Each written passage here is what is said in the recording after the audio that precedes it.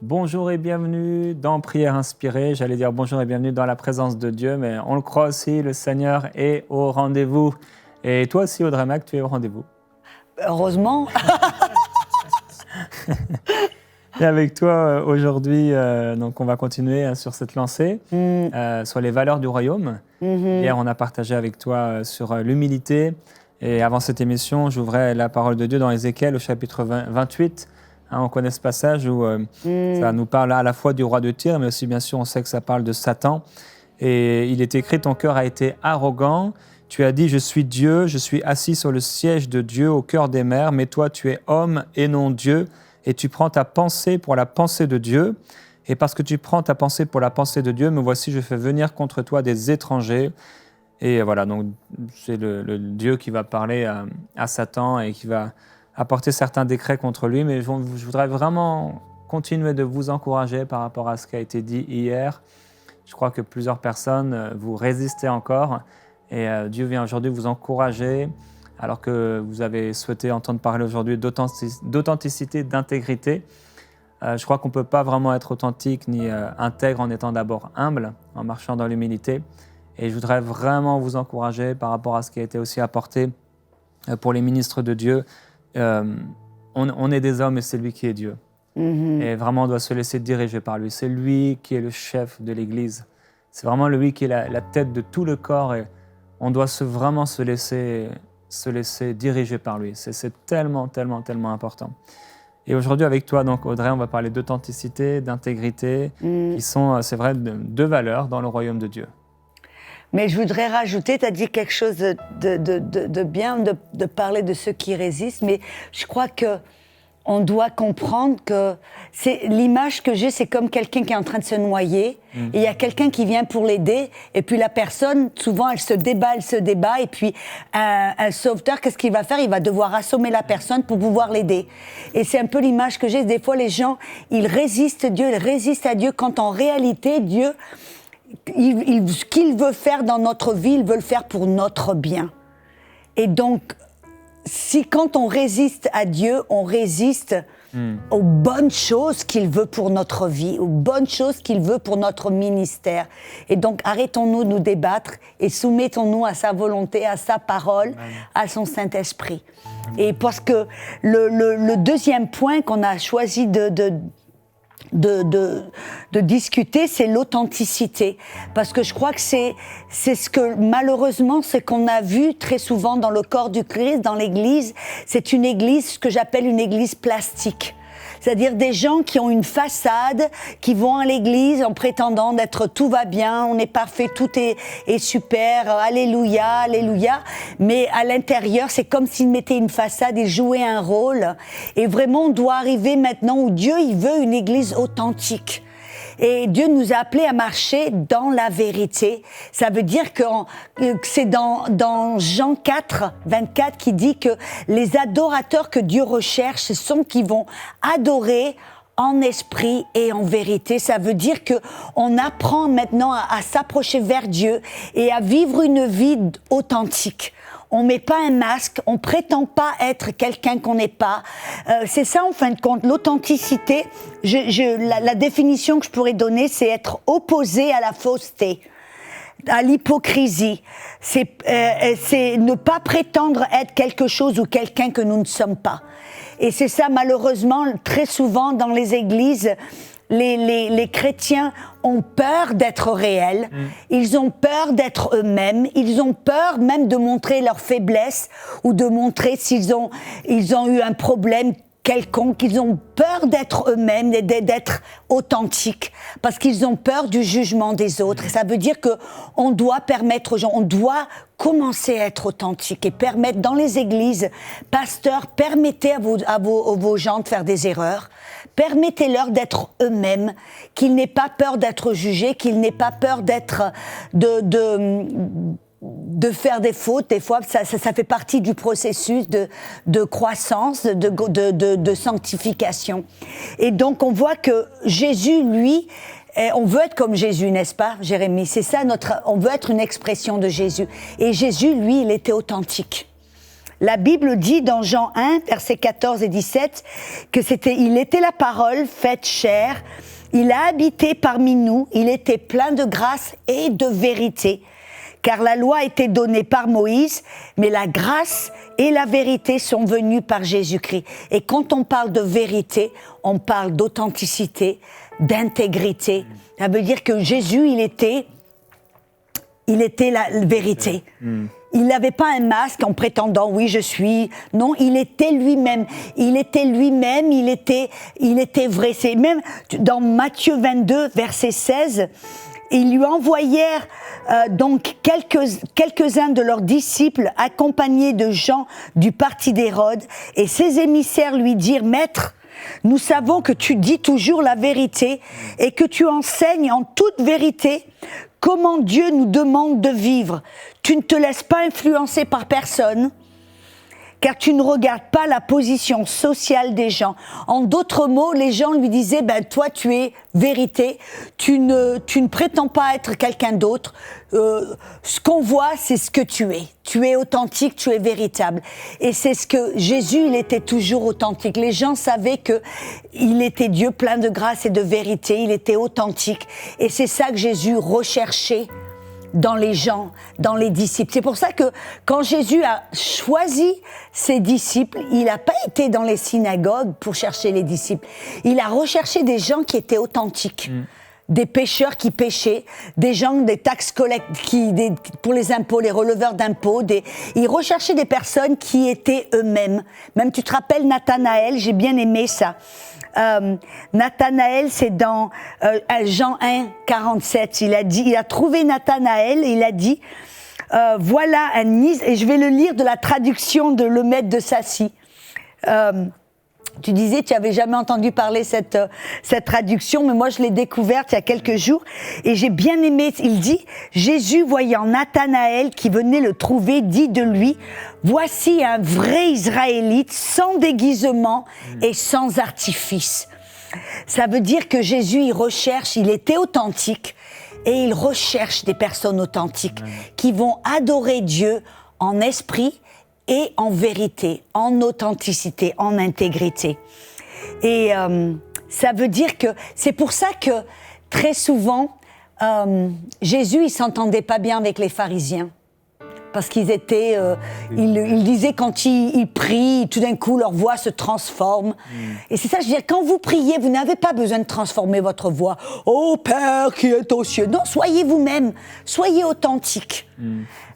Jésus, il nous a même dit: faites attention, prenez garde du levain des pharisiens.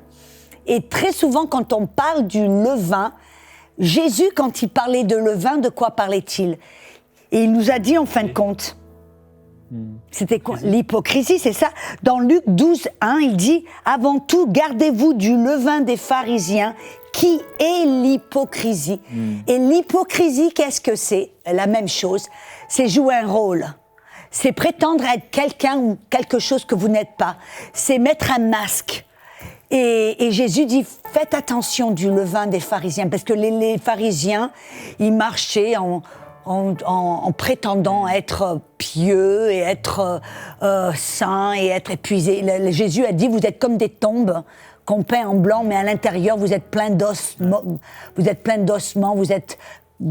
de pourriture à l'intérieur. C'est très profond l'authenticité. Et peut-être il y en a qui écoutent et qui ne réalisent pas la profondeur, comment en fait ça vient vraiment chercher les fondations sur lesquelles on s'appuie des fois dans notre vie. Parce que ce manque d'authenticité, cette hypocrisie, on la retrouve, on pourrait dire, partout. Et ce levain dont tu as parlé, on voit des fois que dans certaines églises ou certains peut-être même mouvements d'église, il y a de ce levain, une personne arrive dans l'église ou dans la ville et rejoint une église locale, et il y a toutes sortes de choses qui sont faites pour paraître dans l'église locale, des fois pour pallier à certains manquements. Le Saint-Esprit n'est pas là, alors on essaie de faire comme s'il était là, on crie un peu plus fort, on fait toutes sortes de choses, on met des formes, etc., pour faire croire que... Et en fait, c'est tout ça, ce déguisement, qui a empêché les pharisiens d'aller plus loin Et des fois, on est dans une église locale, il y a plein de gens qui nous écoutent de toutes sortes d'églises locales. Et des fois, on a plein de déguisements. Je me souviens avoir fait un songe il y a bien des années maintenant. Je regardais par la fenêtre, par la porte d'entrée ou la fenêtre d'entrée de mon église locale. Et je voyais les gens mettaient des masques, en fait. Tous, ils mettaient des masques. Et ce masque-là, c'est vrai qu'on doit vraiment veiller pour ne pas devenir hypocrite et faire croire que tout va bien, alors qu'en fait, ça ne va pas bien. Faire croire qu'on est rempli de Saint-Esprit. Alors, on a vraiment besoin, et ça va avec ce dont on a parlé hier aussi, de cette humilité. J'étais dans une église locale il y a quelques mois et j'ai demandé aux gens comment vous louez Dieu à la maison. Et j'étais poussé à leur poser cette question-là. Alors j'ai dit, est-ce qu'il y en a certains, vous mettez à genoux? Oui, oui. Certains, est-ce que vous vous mettez debout pour louer Dieu? Oui, oui, ok. J'ai dit, est-ce que certains, comme moi, peut-être vous vous mettez allongé pour louer Dieu? Et il y a un jeune homme, entre autres, qui dit, oui, moi. J'ai dit, alors on va faire ce qu'on fait à la maison entre nous. J'ai dit, pourquoi on devrait faire différemment? Exactement. Alors on ne veut pas bien sûr choquer les gens, mais ce qu'on fait à la maison, si tout va bien, on pourrait le faire aussi. Et alors j'ai dit, vas-y maintenant, mets-toi allongé et commence à louer Dieu comme tu le fais. Alors, les gens étaient un peu choqués. Il a commencé et finalement, on a commencé à adorer Dieu. Bon, certaines personnes n'ont pas aimé ce qui s'est passé, mais on a besoin d'être authentique. On a vraiment besoin d'être authentique. Et je dirais une personne, comment savoir, parce que dire, comment savoir si je suis authentique? C'est le cœur. Parce que la Bible dit dans Samuel 16, il sait que Dieu ne regarde pas l'apparence, il ne regarde pas en dehors. Parce que, en fin de compte, être authentique, c'est est-ce que votre cœur et ce que vous faites à l'extérieur, c'est la même chose. Et donc, quand on fait quelque chose, on doit se poser la question, pourquoi est-ce que je fais ce que je fais? Dès que, par exemple, vous êtes dans une église, pourquoi est-ce que vous dansez? Parce que quand vous êtes à la maison, vous dansez devant le Seigneur et vous voulez vous exprimer, ou alors est-ce que vous voulez impressionner les gens? Pourquoi est-ce que vous faites ce que vous faites? Pourquoi est-ce que vous priez de cette manière? Est-ce que c'est pour essayer de paraître pieux ou est-ce que c'est parce que c'est votre cœur? C'est une prière qui vient de votre cœur. C'est ça en fin de compte. L'hypocrisie, c'est quand le cœur et les actions, les paroles ne sont pas en accord, ne sont pas une. Et donc c'est ça en fin de compte. C'est pour ça, tu sais, c'est intéressant. J'ai commencé à étudier, le Seigneur m'a commencé à me montrer, à essayer d'étudier le levain. Parce que quand on pense au levain, on pense au péché. On dit toujours le levain, c'est le péché. Mais quand j'ai commencé à étudier, et je regardais d'abord qu'est-ce que Jésus disait, et ce que Jésus nous montrait, il nous a dit l'hypocrisie. On a vu que l'hypocrisie, c'est la fausseté. C'est un manque d'intégrité, un manque de vérité. Et c'est intéressant que dans Exode 12, qui est un symbole de notre relation, comment nous approcher vers Dieu, en vérité et en esprit. Comment nous approcher vers le Sauveur qui va payer pour nos péchés. Comment s'approcher vers la table même de communion. Car c'est là où on prend le sang et on prend la coupe et on prend le pain. Dans Exode 12, Dieu a donné des instructions à Moïse en lui disant que vous mangez du pain sans levain et il devait ôter tout le levain de la maison. La plupart des gens disent « Ah, avant de t'approcher vers Dieu, tu dois ôter tout le péché de ta vie. » Le fait, c'est que quand tu regardes vraiment, c'est pas ce que ça veut dire.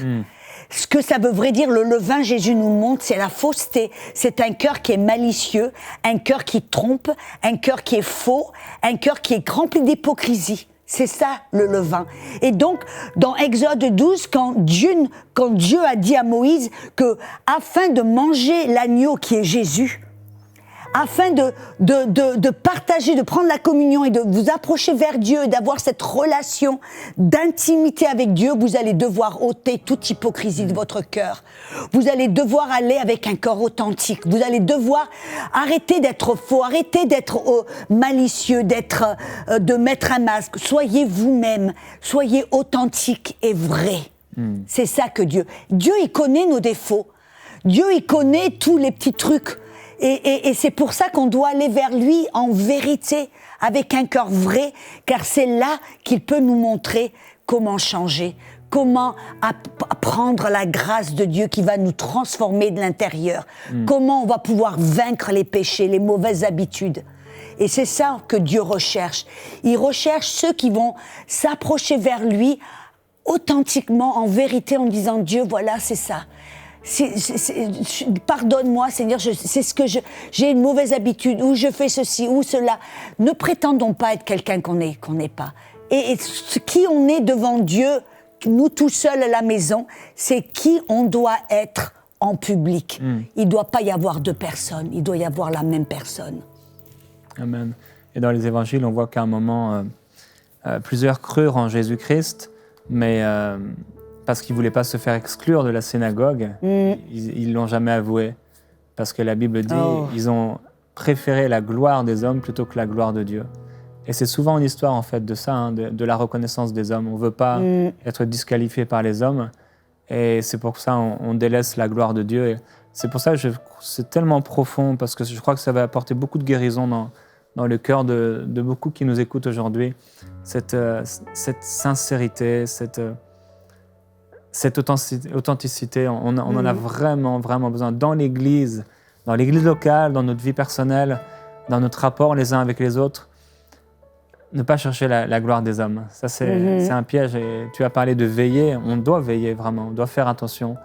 Toujours regarder le motif de notre cœur quand on fait. Ça m'est arrivé plusieurs fois où je fais quelque chose et puis d'un coup je m'arrête et le Saint-Esprit me dit « Pourquoi est-ce que tu vas faire ce que tu vas faire ?» Tout d'un coup je regarde et puis je vois « Non ». Et puis je dis « Non, je le fais pas ». Parce que, comme tu dis, des fois tu le fais ou par habitude, ou pour impressionner, ou pour gagner l'acceptation des gens, ou pour X raison. Pour pas blesser. X raison, pour tout. Mais c'est là où, je crois que c'est là qu'on va grandir vraiment dans l'Église, en communauté, où c'est là que les gens du monde vont vouloir aller à l'Église quand ils voient une Église authentique, quand ils voient des chrétiens authentiques. Et c'est ça que très souvent, quand on parle des gens qui sont dans le monde, quel est le plus gros ? C'est rempli d'hypocrites.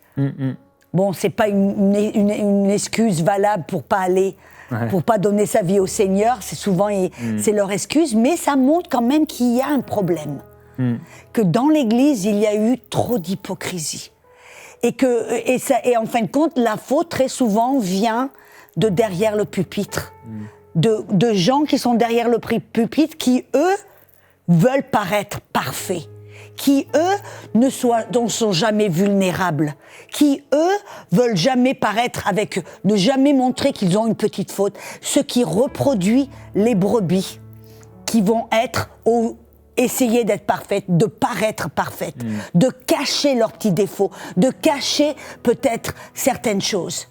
Et ça doit commencer derrière le pupitre. Et je dis, si vous êtes pasteur, soyez vulnérables, soyez authentiques derrière le pupitre.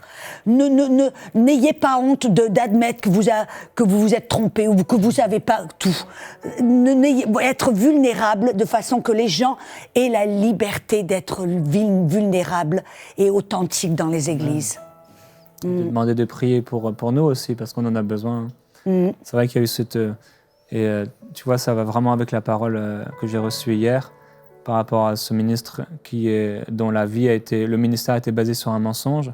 Et après l'émission, j'ai pensé, je crois vraiment que cette personne, on lui a dit justement de ne pas montrer ses faiblesses, de ne pas montrer ses fautes.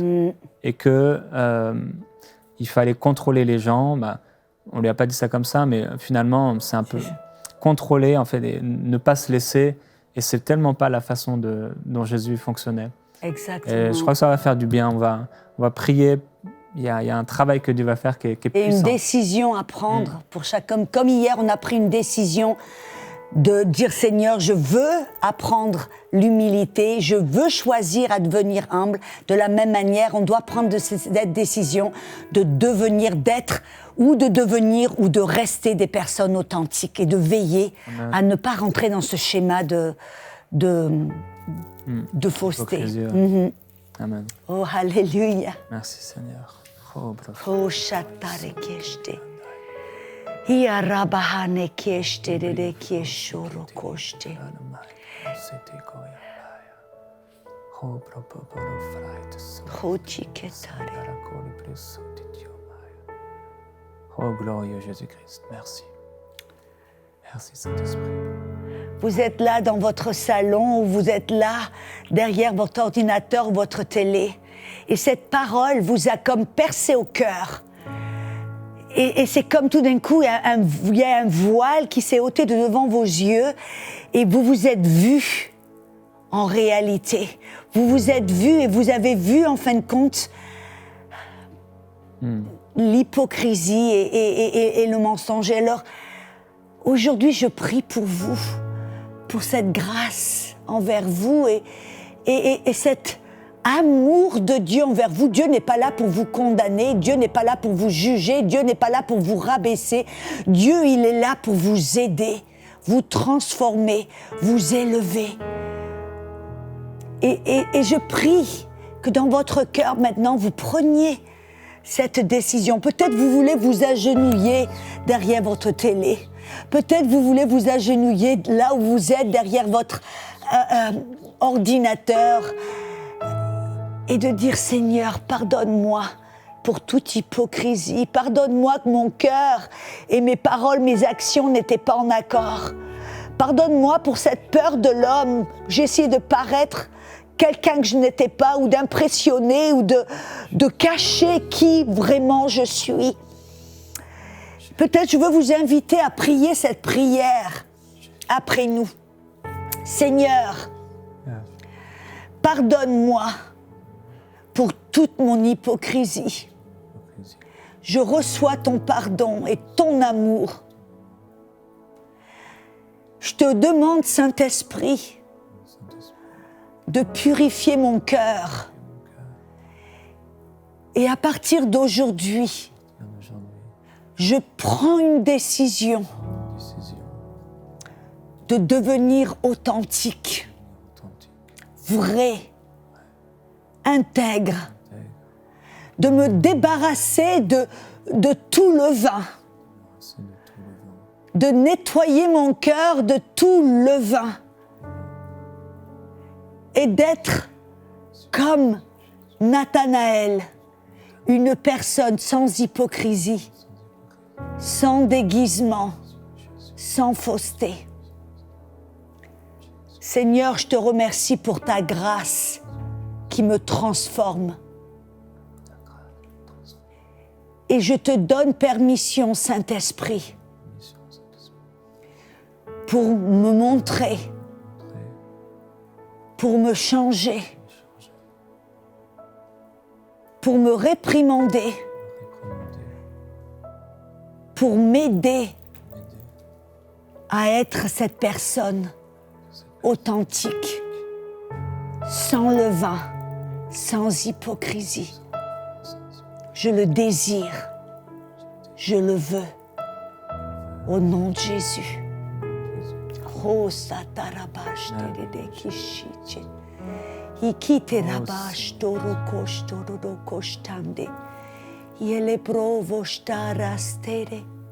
Libère, Seigneur. Libère, Père, de ces esprits religieux. Libère, Père, de ce désir d'être approuvé par les hommes. On veut être approuvé par toi. C'est devant toi, toi le seul juge, qu'on va se retrouver. Les hommes auront beau nous justifier, nous approuver sur cette terre. C'est toi qui pourras nous justifier, nous approuver dans les cieux. Nous voulons t'obéir, te plaire, être agréable, être véritable, tel que nous sommes dans le secret, c'est ce que nous voulons être à l'extérieur. Père, je prie pour ces personnes qui se sentent obligées de dire qui elles sont, ce qu'elles ont fait, combien elles ont prié, les œuvres qu'elles ont accomplies, qui se sentent constamment obligées de dire ce qu'elles ont fait, ce qu'elles font, pour trouver une reconnaissance humaine. Je prie, Père, que tu amènes une guérison dans leur cœur, parce que plusieurs d'entre elles le font parce qu'elles souffrent. Elles souffrent de ne pas être aimées. Et Père, je prie que ton amour les couvre maintenant. Ton amour est suffisant. Ton amour est suffisant. Elles ne trouveront jamais l'amour parmi les hommes, un amour suffisant pour apporter ce qu'elles cherchent, en vérité, une guérison. Mais toi, dans ton amour les remplira parce que tu les aimes telles qu'elles sont.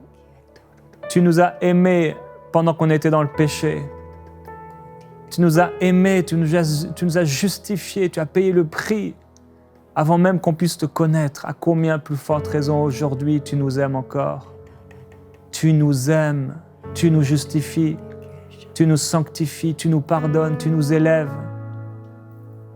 Tu nous éduques comme un père éduque son fils, tu nous éduques. Père, je prie pour des frères, des sœurs qui sont authentiques. À partir d'aujourd'hui, une authenticité, qui savent reconnaître leurs faiblesses, les leaders spirituels, les croyants dans l'Église, alors que des fois, les leaders font semblant, les croyants font semblant, les ministres font semblant au lieu de demander la prière. Ils persistent dans une voie qui n'est pas la tienne. Père, je prie pour la guérison dans les cœurs, vraiment la guérison des cœurs, la guérison de cette hypocrisie. Merveilleux Jésus-Christ, viens briser les masques de mensonges. Jésus-Christ, merci. Je vois comme des vagues de joie, quand je vois des cœurs rendus libres. Des cœurs rendus libres. Maintenant, certains d'entre vous, c'est comme vous sentez un fardeau tout d'un coup qui tombe. Parce que tout d'un coup, vous vous rendez compte que vous n'avez pas besoin de faire les choses. Vous n'avez pas besoin de prouver quoi que ce soit. Vous êtes libre d'être vous-même. Il y a une joie, une joie, une joie. Vous êtes libre. Et je vois maintenant comme je vois comme des bouffées de joie qui vous envahissent. Tout d'un coup, j'en vois certains d'entre vous, vous commencez à rire parce que vous vous sentez libre enfin. Alléluia. Alléluia. Glorieux Jésus-Christ, merci pour ta présence merveilleuse. On veut déclarer sur vous un vêtement nouveau, ce vêtement que vous aviez mis de côté ou qui avait été couvert par un autre vêtement. On déclare que ce vêtement est déposé sur votre vie et vous pouvez briller, vous pouvez vraiment vous épanouir dans le Seigneur. Et le Seigneur va commencer à manifester des dons nouveaux aussi à travers vous, alors que vous disposez à ce cœur humble. Nous déclarons la gloire du Seigneur sur vous et on vous dit à demain. Dans Prière inspirée, on va parler de quelque chose de très intéressant, c'est l'honneur dans le royaume de Dieu. Merci Audrey.